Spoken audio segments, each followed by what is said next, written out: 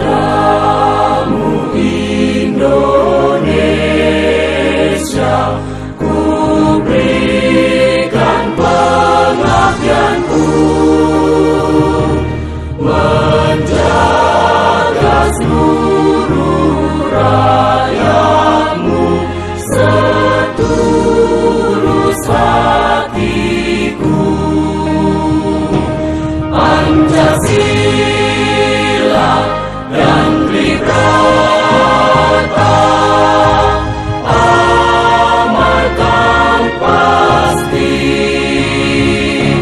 supaya aman dan tentram negeriku yang damai.